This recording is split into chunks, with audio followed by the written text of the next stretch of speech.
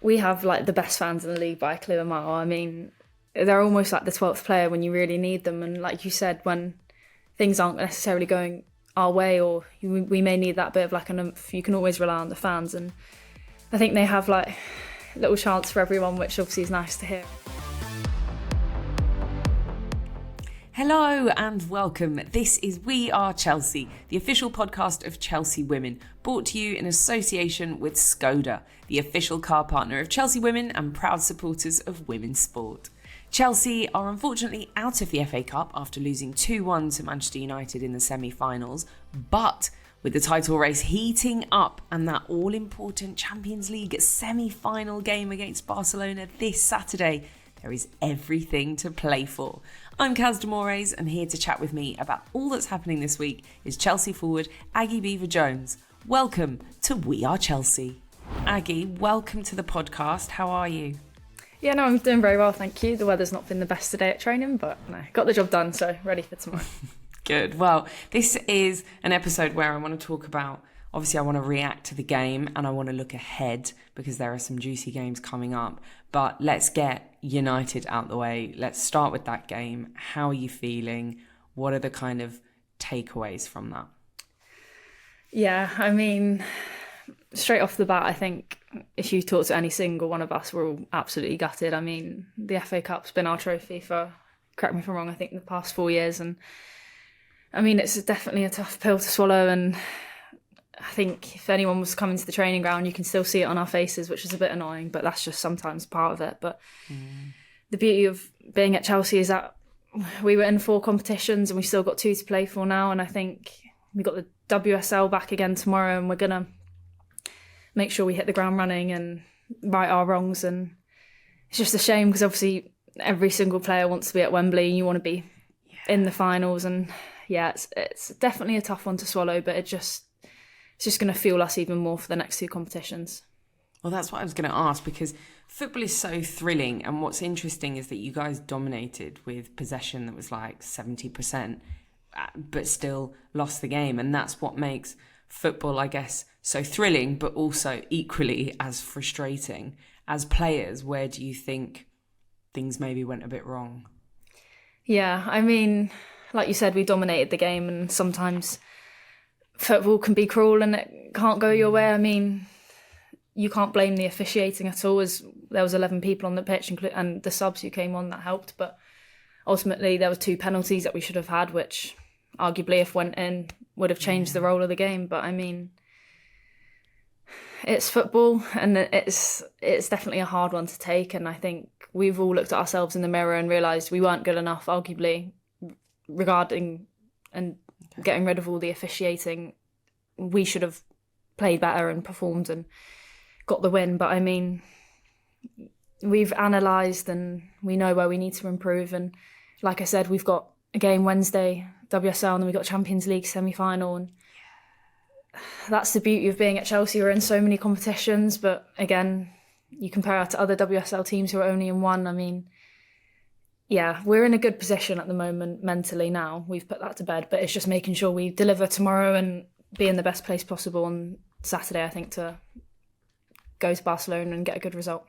And do you think as a squad, having those losses, because I know, you guys aren't that used to losing. I spoke to Fran and she was just like, oh my God. And it was interesting her talking to me about the kind of the words that she uses to pep talk herself on the pitch. And she was saying how much she just hates to lose. So do you think all of you as a collective will kind of use this to fuel you for the next 2? Because it doesn't stop there. You've got a title race and a Champions League semi-final to focus on.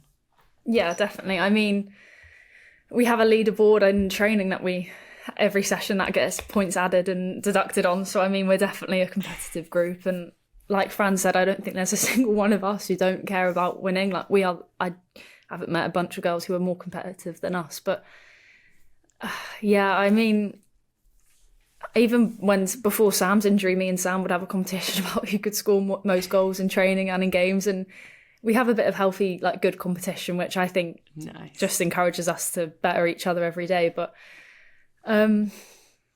yeah, I mean, I love it. The fact that we are all so competitive does make it harder to take as well, which is really, really tough sometimes. But like you said, we've still got 2 competitions to play for and a WSL title race, which is super exciting at the moment. But yeah, it starts tomorrow and every game is as important as another. And having the games that are only 3 days apart, effectively, you have to be able to switch off straight away. Like, unfortunately, that United games happen now. We have to analyse it, we have to reflect on it, but then you've got to park it straight away and focus on the next game. And I think that's what we're so good at as a club and as individuals and as a team, to be able to park it and move on and get the result that we need. How difficult is it when the games are so close together? Because I know you've got Aston Villa on Wednesday night and that title race is really heating up now. And it's so tight with Manchester City that every game counts. How do you prepare, I guess, not only physically, because that's really hard when you're playing so many games in quick succession and you're still in 2 competitions, which other teams might not be, but then also mentally, right? You need to just go, that one's gone, scratch it off, forget about it, and go, this is the next one, fresh. Yeah, definitely. And I think sometimes the mental game isn't spoken enough, and how tough it can be. I mean, like you said, it's so thick and fast, the games, especially at this point of the season. And getting knocked out of the Conti Cup, and we're losing the Conti Cup, and then knocked out of the FA Cup, it's definitely tough to take. And I think the mental side of that is that we are Chelsea, and like you said, not many teams do beat us, and when it does happen, it's definitely a tough one to take, but it's being able to lose those and come back from it. And I think that's what Chelsea have been so good at the past, and that's what we're going to do tomorrow, and it starts tomorrow, and making sure we get that WSL title and do the best we can in the Champions League. Yeah, absolutely. I want to quickly touch on Lauren James. She was the only scorer of the match against United, but let's talk about her form this season and what it's been like playing with her, because I feel like she's just gone from strength to strength. Yeah, definitely. I mean, I think you ask anyone about Lauren and you can see the talent she has. It just radiates off her. I mean, I've known Lauren we go quite far back. I mean, when I've been at Chelsea for however many years now, and being an under 12, and I think her being an under 14, and I got the opportunity to train up one a few times, and Lauren was there, and we kind of just gave each other a look, like we knew who each other were, and she'd always stood out even from a young age, and just to be playing with her week in, week out now is it's a kind of a full circle moment for me. But no, the talent she has, and when she turns up, she's almost untouchable, and I think especially at Stamford Bridge, I feel like it's her home there. She just knows she just loves scoring hat-tricks, she loves scoring there. But no, she's a brilliant player, and more importantly, she's a great person who just is incredible with the ball at her feet. I love that. I mean, yeah, she's so good. It's brilliant to watch, and everyone's excited for Stamford Bridge. I need to talk about the fans, because I know that Chelsea's got a game in hand, so it's super important. So you'll really need the fans to support you at home on Wednesday night. How important are the fans, and are you in particular someone who kind of relishes? Do the fans pick you up when you're feeling maybe a bit tired, or you're feeling a bit down, or the game might not be going your way? How important are the fans? Yeah, I mean, we have the best fans in the league by a clear mile. I mean, they're almost like the 12th player when you really need them. And like you said, when things aren't necessarily going our way, or we may need that bit of an oomph, you can always rely on the fans. And I think they have little chants for everyone, which obviously is nice to hear. And I mean, they offer something which you kind of need in football when, let's say, the momentum's maybe on the other team and you get the fans behind you pushing you up and giving you that bit of an oomph. It's just what you need. And I think at Kings Meadow, they're brilliant. It's like our little fortress there, and they make it into such a good atmosphere. And again, at Stamford Bridge, we've got more and more fans each game coming along, and I just think it's so important to grow the game and so important to grow our fan base. And in return, we want to win as much as we can to effectively make them proud and happy to be a Chelsea fan. What's Emma's advice been with so many important games coming in quick succession, and how are you guys managing to stay focused? That's a good question. I mean, I spoke to Emma the other day actually about it all, but again, it comes back to the mental side of things. And I think anyone from an outsider can look at Chelsea and know how much quality we have in the starting 11, in the subs, in the people who are injured at the moment. Like, as a squad, we have an immense amount of talent. And I think it's evident in the history of Chelsea. Like, I mean, look how much we've won. But yeah, the mental side of it, like, you have to train your mind into taking or dealing with failure and being able to then quickly turn it around into positive thinking, and or if things don't go your way, how you're going to take your next action. And that's definitely a conversation I've had with Emma. And what do I need to do when things aren't going my way, or I'm not performing to the best of my ability? Well, how am I going to next work on the next action and do what I can to get a positive outcome? But like you said, it's definitely hard when you have the quick run of games to focus on just the task in hand. But I think we're so good at that, focusing on, look, the 2 games that have happened that haven't gone our way, but we got tomorrow, and tomorrow's the focus. And then once that's done, we'll focus on Barcelona. And I think that's what's so good about Chelsea. We just know how to bounce back from things when necessarily they don't go our way. Yeah, absolutely. I mean, I've got to talk about Barcelona. I know that it probably, for you're not registering it because you've got a game beforehand, but it's such a big one. And there's so much history, I guess, with that team. It's a huge game for all of you. What, I guess, in my question I want to know is, with the history of Barcelona, we know how tricky it is. We know how big the competition is. What is everyone's mindset? What is everyone's feeling? What's the mood like in the dressing room going into that game? I mean, it's a semi-final of the Champions League, and I think it's what you dream about as kids and as a team. If we go there and get a result, we're in a really, really good position for when they come to Stamford Bridge. And I mean, our record at Stamford Bridge is unmatched. I mean, the atmosphere that's created there, the way we turn up when we're there, I mean, I think it will be super hard for Barcelona to come, who are arguably one of the best teams in Europe, to come to our home. And if they want to get a result, we're definitely not going to go down easy. So, I mean, it's going to be a great game, both legs. And like you said, and we have this game midweek that's kind of interfering with it to say, but it's a game that needs to be done. And like you said, we're currently behind City because they've got a game in hand. They've played one more game, so I think we can't take our foot off the pedal, and we have to go into the game tomorrow ready to go, and equally be even more ready on the weekend for a Champions League semi-final, which again is what dreams are made of, really. Do you remember playing in your first ever Champions League game? Ooh. Do you remember hearing the song? The main one that sticks out to me more is the quarter-final against Ajax and starting that game at Stamford Bridge, because I don't think I ever thought this year that I'd be necessarily involved in a starting lineup in the quarter-final of the Champions League. Like, to me, that just didn't really seem like a goal that I was focused on, to say. Like, for me, I've always just kind of focused on the task in hand, and if that goes well, then hopefully I get more and more opportunity. But nice. Yeah, I was happy with that game from a personal perspective. And I remember being through on goal, and I actually should have put it away, but sometimes you can't always get what you want. But no, I remember, I think my debut may have been against Hacken, or I'm not even too sure. But yeah, I mean, it was a surreal feeling. And then to be so close to the final as well, it's so exciting. But yeah, we got to beat Barcelona first, so that's the aim. You do have to beat them. Yeah. Can you talk to me a little bit about the evolution of the team and what you guys, I guess, learn each time the more you progress in the competition? I think for us, it's knowing that every single person is as important as each other. Like, whether you're a starter, whether you're a finisher, whether you're supporting from the sides being injured. I mean, we have such a close-knit group that has each other's backs through thick and thin, and I think that's so evident in the game and the weekend. We stick together no matter what, and it's no one's responsibility.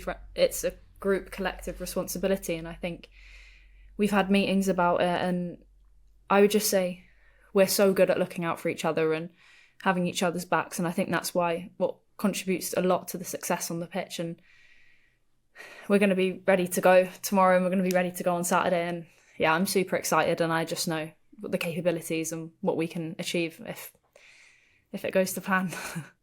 I mean, I know that Barcelona is one of the best teams in the world, but so is Chelsea. And I guess there must be a feeling of excitement. You want to play in the Champions League, and if you want to beat anyone, you want to beat teams like Barcelona, right? Is there the buzz and the excitement, and what's it like on match day? What are you guys thinking? I mean, I'm sure there's nerves, but beforehand, is there people that you're speaking to, that you're chatting to, is there like, I don't know, is there like a routine that you do? Do you have to eat certain things? Is there, I don't know, is there a stereotype? Is there a superstition that you have to stick to? What's it like ahead of these big games? Yeah, I mean, like you said, like to win the Champions League, you have to face the best opposition. So it was going to come sooner or later. I mean, at some point you're going to have to play the best teams, and for us, it's going to happen in the semi-final. And if we beat them, we're in a Champions League final, and that means we're only one step closer to actually lifting that trophy. Which I know this club we all so badly want to do it, and we want to obviously end the season on a high, and that could be such a great way to end the season as well. But in terms of superstitions, I think, to be fair, I'm probably quite guilty of most of them in the team, actually. But I mean, you asked Denise, and Denise, she is so superstitious, and it's quite amusing to watch, actually, sometimes. But I know for me personally, I have to get a coffee in the morning, have quite a chill morning, and listen to the same songs in a certain order. And yeah, What are some of the songs that you listen to? To be fair, obviously I've been at Chelsea for a while, and throughout my whole career, obviously my mum and dad have taken me to training because I haven't been able to drive, and I've always just listened to a few songs with my dad, and I have a really good relationship with my dad, so I listen to a few that me and him used to sing down to together. So it's just more kind of like family-based songs that just make me realise that I'm so privileged to be in the position I am this year, and it just I have a lot of gratitude to my family for helping me out. And God knows how many trips they've done to Cobham. I bet they're sick of it now, but no, yeah, I just have quite a few superstitions. I have to put boots on in a certain order and all that kind of stuff. But to me, it just gives me peace of mind and makes me focus on the task in hand and, yeah, settle those nerves a little bit. So just got to keep doing it. I love that. You know, I'm imagining you and your dad singing 100 bottles of beer on the wall, 100 bottles of beer. That's what I'm imagining you singing with your dad on the drive to Cobham. He's a big Swiftie fan, to be fair, actually. Is he? Oh my God, I love that. It's an absolute exclusive. Daddy Beaver. Did the girls call you Beaver in the squad? To be fair, Jess Carter, so in a match day warm-up, actually, this is one of the superstitions. So you have to you're with the pair that you always do in a rondo. So me and Jess, I always go Jessica Carter, and she always goes Aggie Beaver. So we have got a few little nicknames for each other. But yeah, Beaver, me and Kat obviously have that link up as well. Beaver and a cat, so I want to talk about that celebration with Kat soon. But my final question on Barcelona is just knowing the history and the results that Chelsea have had against them. What has been Emma's advice? What has been Emma's kind of tactical approach going into the game? Oh, good question. I think it is just, number one, I think expressing your individual self within what the team needs. And I think we have some outstanding individual players who can pop up and produce moments of absolute brilliance. And then from front to back, we have top quality players all over across the pitch. And I think it is just having trust in the coaches and the staff that they're going to deliver a good game plan, and we're going to have to emulate it as well as we can on the pitch. And coming back to the squad depth, that trophies aren't won with 11 players, they're won with every single person who is involved at Chelsea, from the staff to all the players to all the injured people. And ultimately, we want to end this season and with 2 trophies and go, look at all this hard work and it's paid off because we've got those 2 trophies. And Emma said it today in the meeting that when all of us are sat on somewhere on a beach, we want to be happy that we've got those 2 trophies. And yeah, tomorrow's the first step in that plan, and then being able to deliver on Saturday again. And then hopefully we will all be very chuffed. Are you glad that you're doing the first leg away? Would you prefer to be at home first or away first? To be fair, I've not actually thought too much of it, and I'm just kind of trying to distract myself from the fact that we've actually got a semi-final on on Saturday against Barcelona, who to me has always been a team that I've always watched and been like, wow, like your breath gets taken away whenever you watch how they play, because it is just amazing. But I think it definitely gives me some excitement, the fact that we play them away and then they get to come to our home and fill our presence at Stamford Bridge, like one of the best stadiums. And I know our fans are going to be there helping us push through. And let's say we go to Barcelona this weekend and don't get an ideal result, they're going to have to come to our ground, and it's going to be a tough one. And I don't think any team enjoys coming to Stamford Bridge. And so I haven't really thought too much of it, but now thinking about it, I'm excited to play them at Stamford Bridge after being at Barcelona. Yeah. This podcast is brought to you by Skoda, the official car partner of Chelsea Women, who are committed to helping to grow women's sport. Whether you're watching the game with your friends or family, playing on a Sunday morning, or cheering on from the sidelines, rain or shine, Skoda are there to take you on your next adventure. So, what are you waiting for? Jump in and grab life by the car keys. Discover the Skoda range to find the perfect car for you, from the fully electric Skoda Enyaq, the all-new 7-seater Skoda Kodiaq, or their smallest SUV, the Skoda Kamiq. See for yourself. Search Skoda range now. Now, you touched on cat. I need to ask, what is the Beaver Cat celebration? I don't know if I can do it, honestly. But no, it all started from a media that we did, and I think it was for like FIFA or something. We had to come up with buzzer noises, and Erin was there as well. And unfortunately, Erin doesn't have an animal in her name, so she went with an owl. And then me and Kat were just bantering around, and we've linked up quite a few times. And I mean, I get along with Kat really, really well. She's one of my good friends in the team anyway. So it's just nice when you combine with someone like, obviously, off the pitch, and then you're able to deliver it on the pitch. And yeah, it's just our little trademark. And we even did it in training today. So hopefully might see some of it again tomorrow, but who knows? Nice. And yeah. Can you do it for us on camera? Oh dear, I knew this was coming. I'm gonna have to have people not look at me. I'll do it just for you lot, and then I'm done. It's the face I make though, that's the worst part. That's all I'm doing.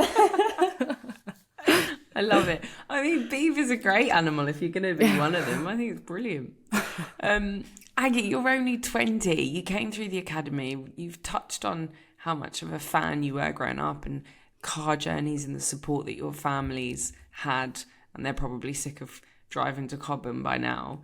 Tell us what this season's been like for you. How many kind of pinch me moments have you had? Yeah.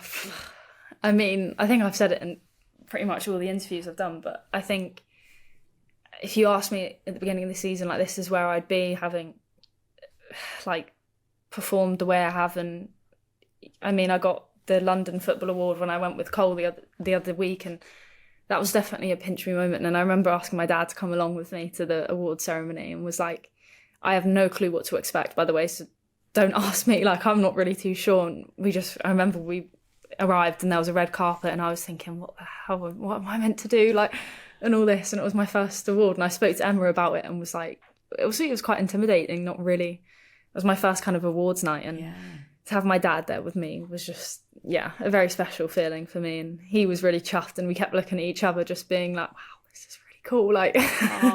But no, I mean, it's been a crazy season for me, and I just hope I've done what I can to help the team really in the best way. And I think I've scored 8 goals this year for Chelsea, which again, if you said that at the start of the season, I'd probably laugh in your face and be like, yeah, jog on, mate. But no, I'm delighted. And I mean, for me, it's always about my performance first rather than the goals and the assists. And yeah, they're brilliant, but I want to be developing. And I think that's where I can have a lot of gratitude towards Emma and Denise for taking a lot of time with me, and patience, and understanding that I'm a young player who wants to.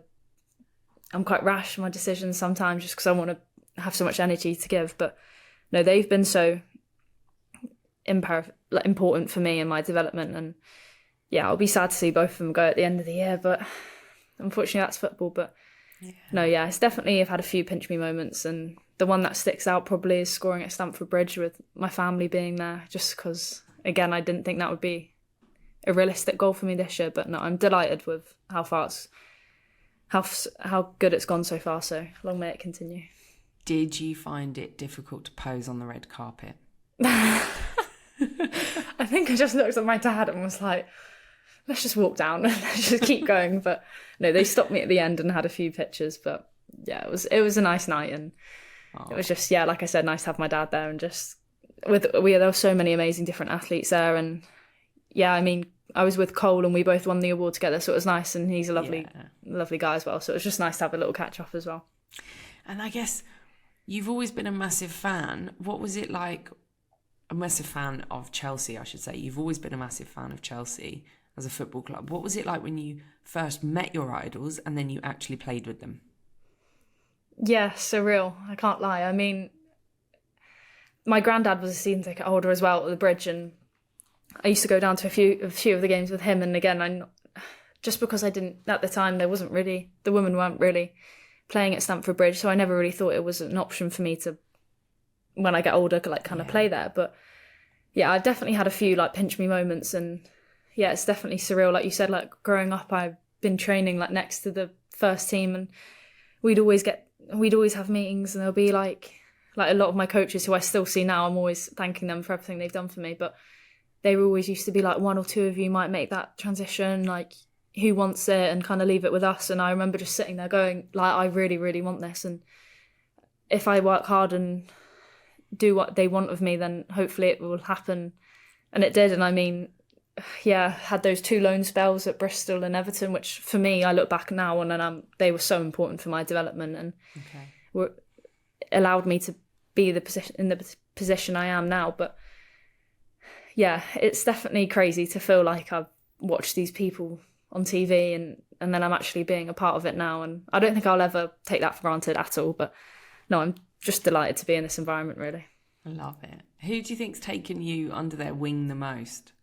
Oh, that is a tough question. I mean, to be fair, all of the girls they've all known me since I've been like a tiny little, like 16, 17-year-old who was just training up with the first team a few times. But I could name a fair few of them. I mean, Millie, to start, who's always had an arm around me and always been like, "You're right, little kid," and called me kiddo, and I don't mind it just because that is my kind of who I am. But off the back of this year, definitely Neve. Me and Neve have got a good relationship, and we're good mates. So she always takes the mick out of me and give it back to her a little bit. But there's so many, like Kat as well, who's obviously new this year, and we've got on straight away. I mean, Fran as well, who I've said a few times, was my childhood idol who I looked up to. So it's definitely surreal. But yeah, I'm definitely forgetting a few people. Sophie Ingle as well. So they're all coming to me now, but no, they're such a lovely bunch of girls, and yeah, I just feel very lucky that we have such a close-knit group and we all get on.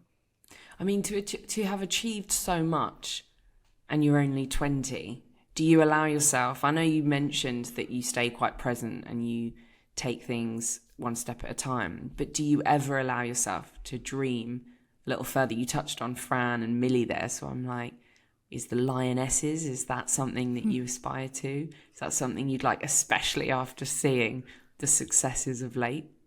Yeah, I mean, for me, like, one thing that my close friends and family know, that I'm never satisfied. Like, even if things are going super well for me, I always want more, and I always want the next thing. And granted, that could be a bit, like, sometimes just be happy with what you got, but for me, I'm always striving for the next best thing. And I'm quite hard on myself, but that's just because I know where I want to get, and I know the steps I have to take and the progress I need to make. But being involved in the seniors the last 2 camps, I think, has been kind of a little taste of it, and I definitely want more of that feeling. And I've obviously spoken to Serena a little bit, and we've had some positive chats, but it's just, again, making her happy and making Emma happy at the same time, and delivering what they want from me. And yeah, I mean, it's definitely the dream, and hopefully I'll get there. I mean, my mum, shout out to my mum here, she even bought me this little like Wembley like set from the charity shop the other day, and I was like, oh, I'll build that when I get to play there one day. So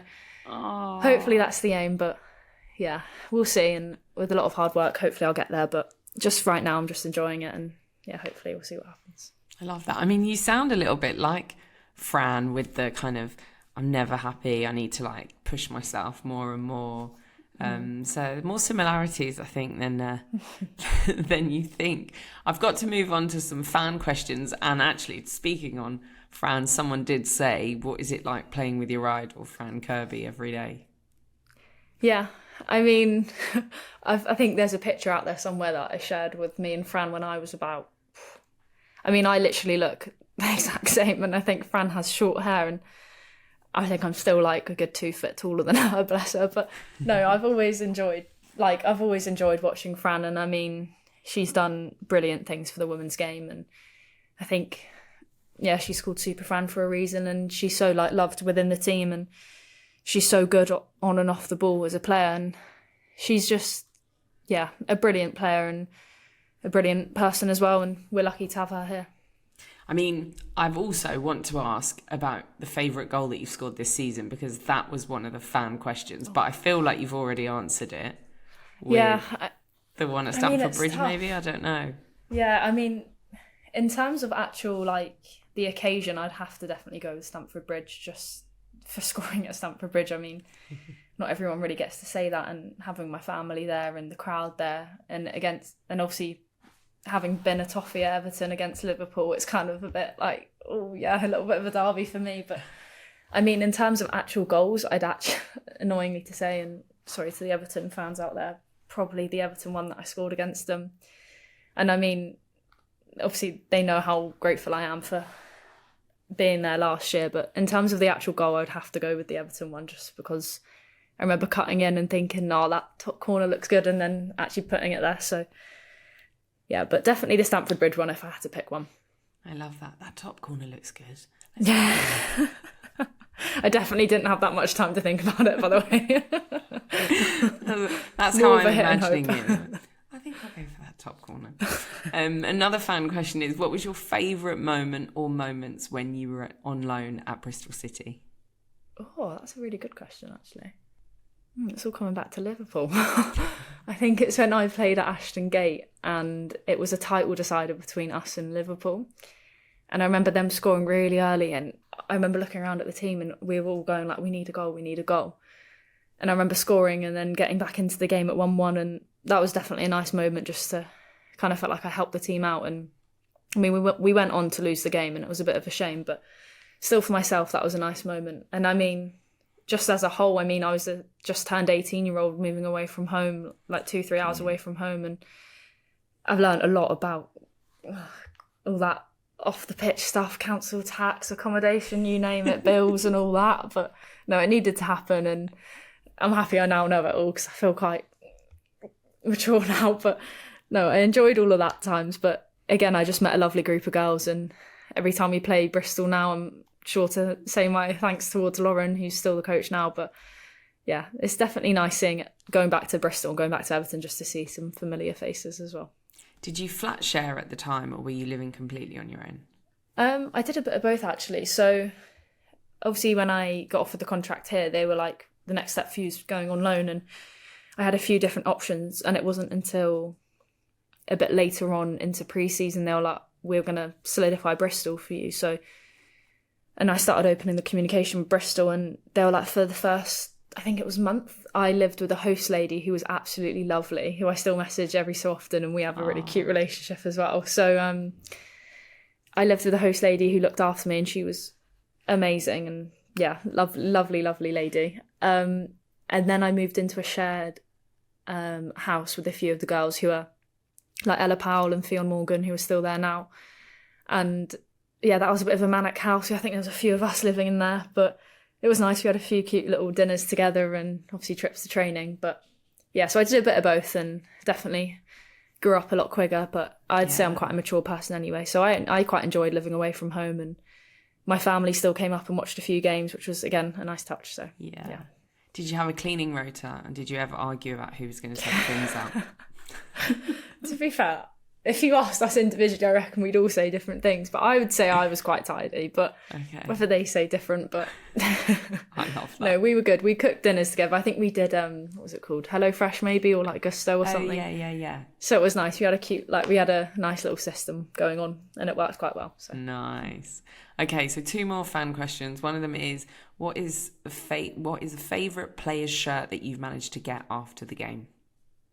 Oh, I mean, as far as I know, I'm not really allowed to share my shirts because sometimes you're just not. I don't know if the kit man's happy with it. I've been told off a few times by Winnie. So. Oh, have you? Okay, fair enough. I mean, I was going to say actually, I don't think I see it happen as often as I feel like. I don't think I've really swapped shirts too many. I've done it on the international times a few times with like the warm up tops, but no, nothing really springs to mind on that one. Annoyingly not. Hopefully get a few cool ones though sooner. Yeah. And another fan question is, what has been your best moment at Chelsea? Could be still to come. Yeah, exactly. It could be. I think for me it was probably getting offered the contract when I was 18, because I think that kind of started the journey really, and it was like almost the hard work from being in the academy has like paid off, and I was just like, I've actually like done it, and I knew there was still a lot way to go in my career, but it was kind of the first like paving stone that I had. And I just remember, this is when I was learning how to drive, so I didn't drive just yet. And I remember walking to this train station after having the meeting with Emma and Paul, and I just remember calling mum and dad and going, I've just been offered a contract. And I just remember like hearing them down the phone, and it was a really special moment. And I think that would have to be it, just because it was the first step really in my Chelsea career. And like you said, there could be another one soon to come, but right now I think that's definitely the main one just for me.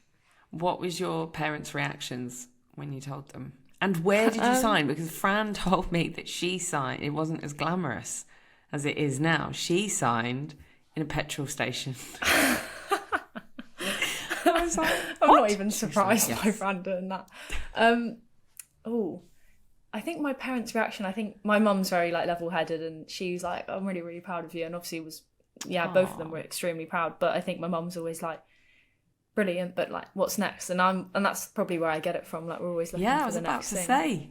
Yeah, like obviously that makes it sound, but no, she was absolutely like delighted. I mean, I think my sister was crying for me, like just out of delight, and very close to my family, so it was a very nice moment. But I think I don't even remember where mine was either. I think I remember signing the papers actually, like in Cobham in the press room, and getting a few photos, which was nice. But and then, I mean, I obviously when I re-signed and it came out the other day, that was a very cool video that they did, and that was super cool. I watched that a few times just because I'm like, wow, that's like you said, it's definitely probably improved since when Fran signed her first one. Where are you in your siblings rank? Oldest, youngest? Oh, I'm the youngest, so I've got my brother who's he's 30 something I think. And they recently had a little girl called Maggie. So we got Maggie and Aggie and Annie, which is my sister. Oh, wow. So a lot of, And then my sister's, I think she just turned 25 or 26. I should know these soaps. She's midwife, and then myself. So I'm the youngest and the baby of the family. Oh, so they're all super proud. Yeah, definitely. As I am of them, of course, but... Love it. I love it. Aggie, you have been an absolute joy to have on the podcast. I'm just aware of time, and I don't want to keep you, because this way you can always come back and talk to me again. Good luck. No, thank you for having me. I appreciate it. Good luck against Villa. Good luck against Barcelona. I am so excited to keep watching you on your journey. It's been an absolute pleasure. No, thank you so much for having me. Thank you for listening to We Are Chelsea, the official podcast of Chelsea Women, brought to you in association with Skoda, the official car partner of Chelsea Women and proud supporters of women's sport. During the course of this series, we'll be speaking in depth to more of Chelsea's top players, and we'll also be bringing you all the post-match reaction to the biggest games with the players themselves. So remember to subscribe, give us a review, and send in your questions to wearechelsea@chelseafc.com. See you next time.